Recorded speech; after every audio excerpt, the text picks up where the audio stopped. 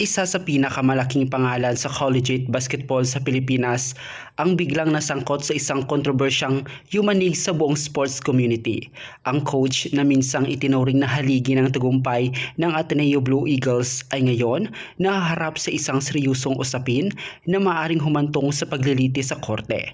Mas lalong naging mainit ang isyu nang lumutang ang testimonya ng ilang dating manlalaro na nasasabing hindi umano bago ang mga mapanganib na training na sinasagawa sa ilalim ng kanyang pamumuno. Ayon sa mga ulat, inirekomenda ng Philippine National Police Criminal Investigation and Detection Group kasama ang Department of the Interior and Local Government na sampahan ng kaso si dating Ateneo head coach Tab Baldwin at 10 iba pang opisyal kaugnay ng umano'y paglabag sa Anti-Hazing Act of 2018.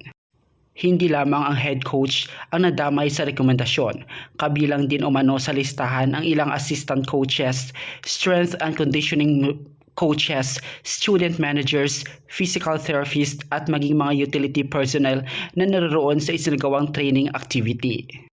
Marami ang nagtanong kung bakit pati ang mga student managers at ball boys ay sinama sa reklamo. Ayon sa paliwanag ng mga otoridad, ang umiiral na batas laban sa hazing ay may probisyon na nagsasaad na ang mga taong naroon at walang ginawang hakbang upang pigilan ang mapanganib na aktibidad ay maaari ring managot kung mapatunayang may panunugutan sila sa insidente. Dahil dito mabilis na kumalat ang usapin sa social media.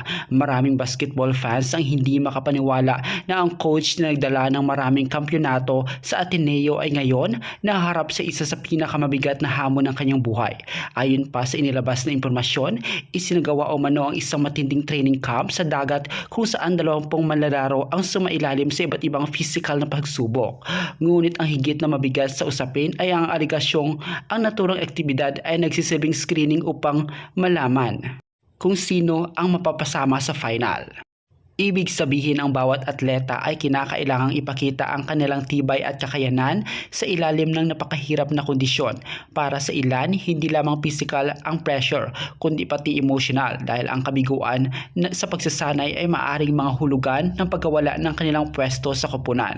Ayon sa investigasyon, ang pagsasagawa umano ng matinding physical exercises sa gitna ng dagat ay may ituturing na mapanganib. Dahil dito, sinuri ng mga otoridad kung lumabag ba ito sa probisyon ng Anti-Hazing Act. Samantala, iginiit naman umano ni Coach Tab Baldwin sa kanyang naging pahayag na sa matagal na niyang karanasan bilang coach ay wala pa silang naging seryosong insidente ng pagkalunod sa katulad ng training. Para sa kanya, bahagi lamang ito ng kanilang conditioning program upang ihanda ang mga atleta sa matinding kompetisyon. Napag-usapan din ang posibilidad ng paghiling ng hold departure order laban kay Coach Baldwin kung sakaling umusad ang kaso. Sa ngayon, ayon sa mga ulat, nasa ilalim lamang siya ng Immigration Lookout Bulletin Order habang nagpapatuloy ang legal na proseso.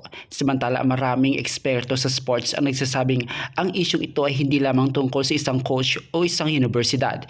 Isa rin itong pagkakataon upang muling suriin ang kultura ng matinding pagsasanay sa iba't ibang sports program sa bansa.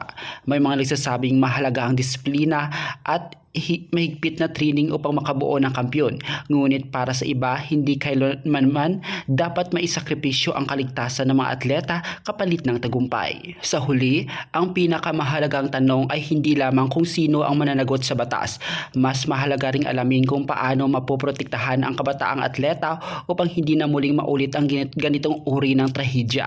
Habang hinihintay ng publiko ang magiging pasya ng Department of Justice at mga korte na nanatiling bukas ang usapin. Ang lahat ng mga akusasyon ay dadaan pa sa tamang proseso ng batas at ang pananagutan ng bawat isa ay pagpapasyahan batay sa ebidensyang ihaharap.